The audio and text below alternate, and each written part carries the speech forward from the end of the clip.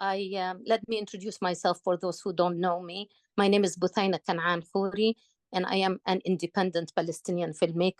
I reside in Taiba, Ramallah, in the West Bank. I prefer to say that I'm a Palestinian, live in Palestine, but I have to specify where I live so people know that I don't come from Gaza. I don't live in Gaza.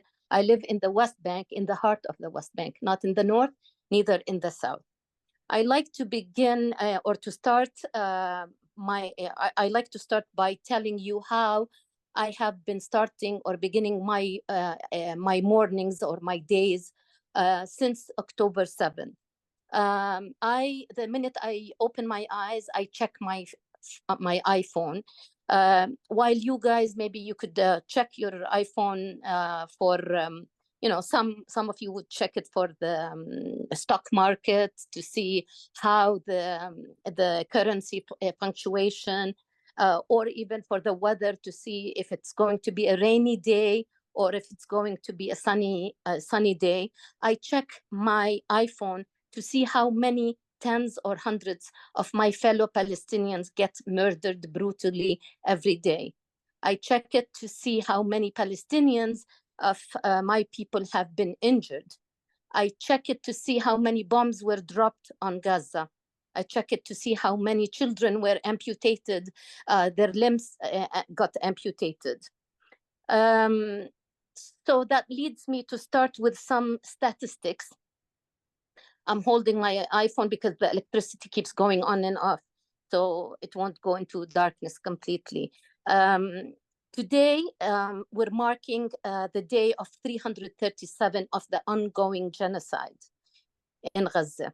I'm not like other. I like to specify some numbers and some statistics so I can give you an idea of the horrifying situation that we have been facing just intensely since October 7th. In Gaza, we have over than 40,000 martyrs. 18,000 of them are children. On daily basis, we've been losing 37 mothers every day. We have over or nearly 100,000 injured. We have 10,000 missing, and little over than 10,000. We have also on daily basis 10 children losing their limbs, whether upper or lower, or even both. You can imagine when we say it's hell on earth for the past 11 months or almost a year, it has been. That's regarding Gaza. But regarding the West Bank, since I live there, we have about 685 Palestinian martyrs. 150 of them are children. Last week only, we've lost about 39 Palestinians being martyrs. Injured people, we have 5,700. To just emphasize more about the destruction that is taking place on the West Bank, we have 62 demolished inhabitant structures. In one refugee camp in Nur Shams in the north, we have 23 homes were completely demolished. 120 were partially demolished. In the city of Jenin, which is in the north, about 25 kilometers, which makes it about 70% of the street, were completely destroyed. That's in one city only. We have 10,400 total arrests. I don't have to tell you about what they face, the Palestinians, when they go in the Israeli jails, because I think everybody knows, as Azar mentioned some. Another element, what makes the West Bank is a bit different than Gaza. In Gaza, all this destruction is taking place by the Israeli force occupation, which is the army. But in the West Bank, there's another hidden army, which is the settlers. Since October 7, there were 204 settler attacks recorded. and they've been escalating their attacks more intensely since October 7. Whether it's direct shooting, direct killing, arresting, harassing, burning homes, burning cars, uprooting trees, etc., even throwing leaflets to threaten people and frighten them with the protection of the Israeli occupation army.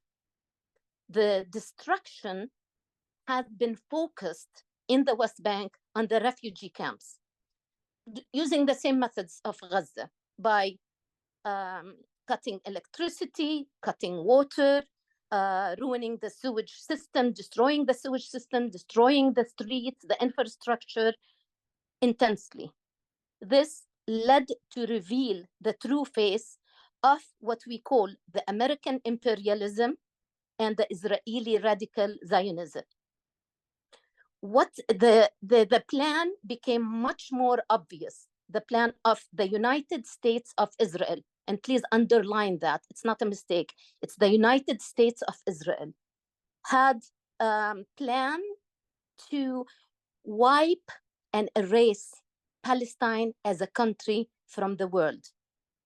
But think with me for 1 second only, not even 1 minute.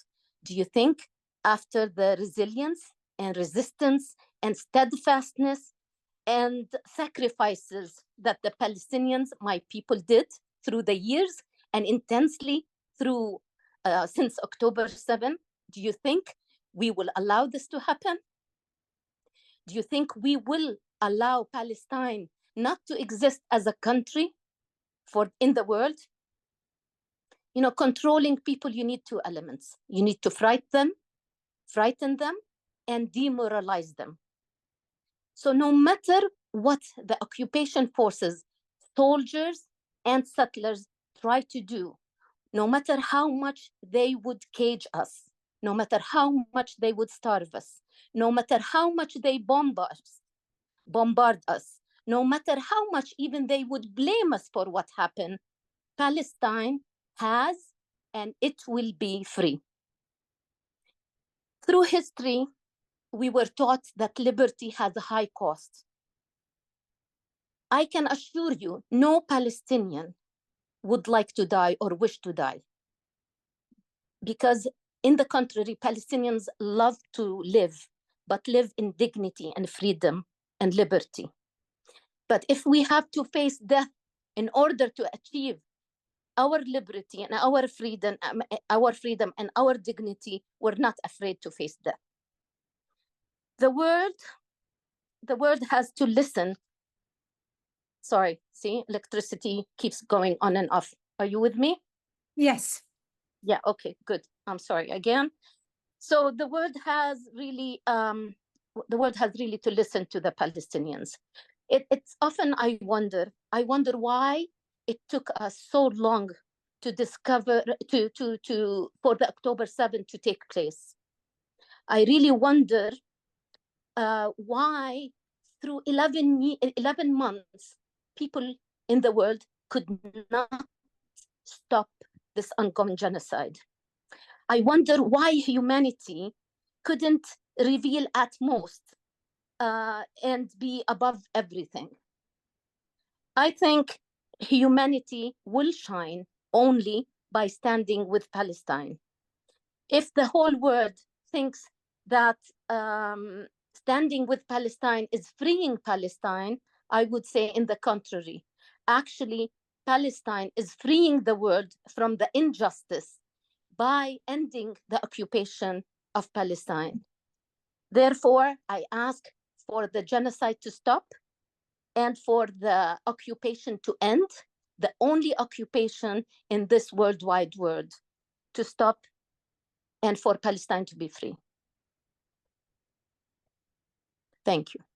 My other question is, what do you think people in Gaza, in West Bank, and even the refugee Palestinians across the world wish to have? One state or 2 states? One state with equal rights, or 2 states, Palestinians and Israelis living side by side? and being in charge of their own destiny. Would you be able to respond to this? Yes, of course. Of course. I will be honored to respond to this. As Palestinian, we believed before, when the peace process started, we believed that we deserve to live side by side with the Israeli state, that it's two states for two people. But with what the Israelis are doing at this time, and as I said, they want to erase Palestine as a country, we think that Palestine will exist as a country, and it has to exist, and it has to be one state, and whoever does not like it has to leave. Palestine will always exist regardless. With the Jews had lived in Palestine many years ago, and they had no problem, and we had no problem. The Muslims had received the Jews and the Christians among them, and we had no problem. So now they are creating this problem. We are not creating the problem. We accepted them, we opened our doors and our homes, and we allowed them to get in. And now they want to kick us out of it, and they want to keep it for themselves.